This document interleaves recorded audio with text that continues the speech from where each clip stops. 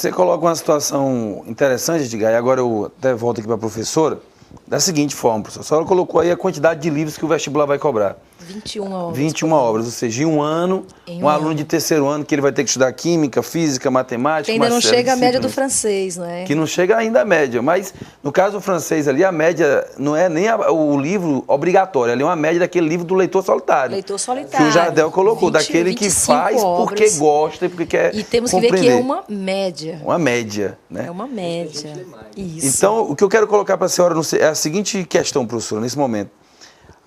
Nós debatemos nas duas últimas semanas a questão da escola, né? E aí isso também se estende à questão da escola.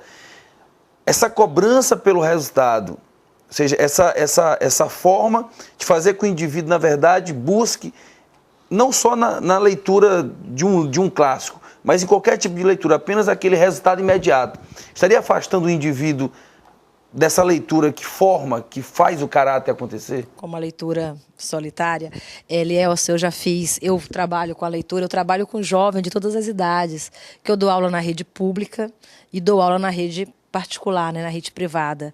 Então, na rede pública, eu trabalho com os alunos da prefeitura, alunos de 5º a 8º ano, hoje que vocês chamam de 6º ao 9º ano. E na escola particular, eu trabalho com literatura para os alunos de 1º ano, o pré-vestibular, ao pré-vestibular. E eu faço essa, é como se fosse um teste que eu gosto de fazer, no início das aulas principalmente. Eu peço que o aluno escolha, no livro deles, um texto para eles lerem. Eles vão procurar o menor.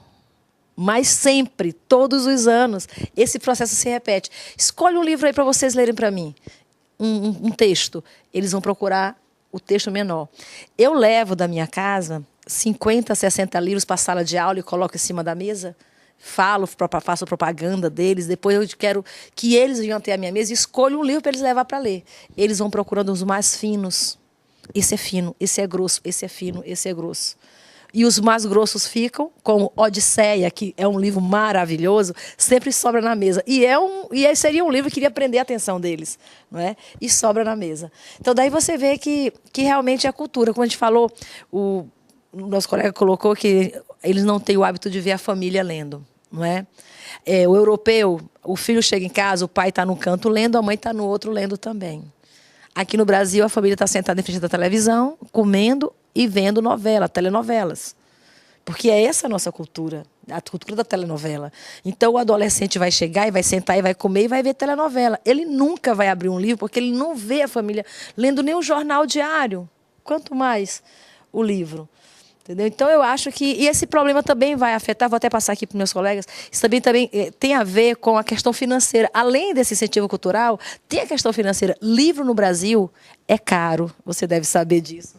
Jardel, né, dentro dessa perspectiva que a professora coloca agora com relação ao preço do livro, colocando também essa questão da cultura familiar, ou seja, você trabalha a questão da filosofia, a questão da história, você acabou de fazer um mestrado na questão de ética, ou seja, a filosofia que necessita tanto da reflexão, e essa reflexão que você tem que voltar lá nos grandes clássicos para fazer as grandes leituras.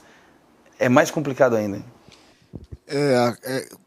No tocante à filosofia, a coisa fica mais complicada, porque você não encontra em muitas bibliotecas o material, né? E quando encontra, às vezes, é um material muito antigo, né? Já se acabou defasado e o próprio papel já está se acabando. E falta esse incentivo que a professora colocou, no tocante à filosofia. E eu vou dar até um exemplo agora há pouco. Eu estive agora num colégio público, quer dizer, é uma situação triste. Eu estive dando uma palestra para os alunos, para vários alunos, e não tinha um livro. Os alunos copiavam, quer dizer, o professor copiava à mão e não tinha o fator do livro. Quer dizer, se o aluno chega em casa, ele já tem, quer dizer, a professora acabou de colocar, de não ler, por causa da família e outras questões culturais que envolvem. E ainda ele não tem um livro. Quer dizer, ele chega em casa, se com um livro ele já lê pouco ou não lê, imagine agora ser um livro. Então, tem vários fatores, a questão cultural, a questão financeira, a questão familiar, tudo isso influencia, e no caso da filosofia é algo muito complicado.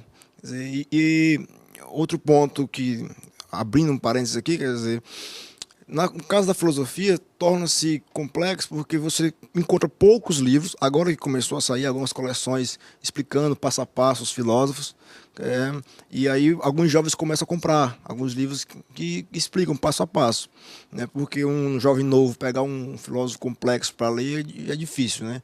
E aí agora está começando a sair algumas edições, mas mesmo assim tem todos esses fatores que atrapalham. Edgar Neto, a professora citou aqui a questão das telenovelas, né? Questão da mídia, ou seja, e aí nada contra a mídia, até porque a mídia é muito importante, através dela nós estamos aqui debatendo esse assunto, mas essa relação da mídia com o ato de ler, ou seja, como é que você vê o lado negativo e como é que você aponta o lado positivo também dessa relação? Aliás, tudo eu insisto na questão do hábito, né? Eu até discordo um pouco da professora em relação ao preço do livro no Brasil ser uma desculpa para não se ler, né? Tem muita gente aí que tem condições de comprar livros e não compra, não lê. Então é meio questionável essa história, né? Claro que tem uma parcela significativa da população que não tem acesso porque realmente não tem condições de comprar o livro. E muitas dessas pessoas vão lá na biblioteca, se esforçam, se interessam e leem. Então, a questão realmente é o hábito. É muito mais fácil ficar na frente da televisão, né, acompanhando o que está sendo dito, que você sentar para ler, como eu já falei. Agora, o conteúdo, aquilo que você está absorvendo, é que você deve refletir sobre isso, né? Até que ponto uma telenovela que eu gosto, né, como a maioria das pessoas gostam, até que ponto aquilo ali está lhe acrescentando na sua vida, na sua forma de pensar. Até que ponto só aquilo ali vai fazer você uma pessoa melhor, refletir melhor sobre o mundo que você está vivendo, se aquilo que está sendo colocado não é apenas uma parte do mundo, não é bem a realidade. Porque quando você lê, quando você se aprofunda em determinado conhecimento, você começa a ver as coisas de uma forma diferente. Isso é fato. Você falou dos clássicos da filosofia. Quem começa a ler os clássicos, quem lê os clássicos, começa a entender tudo de hoje. São obras que são muito contemporâneas, né? Dizem tudo sobre o que a gente está vivendo hoje. Então, eu me preocupo muito, Elias, com essa dificuldade que nós brasileiros temos de ler. Nós lemos pouco, todos nós lemos pouco, porque isso tem um reflexo muito negativo na sociedade que nós vivemos.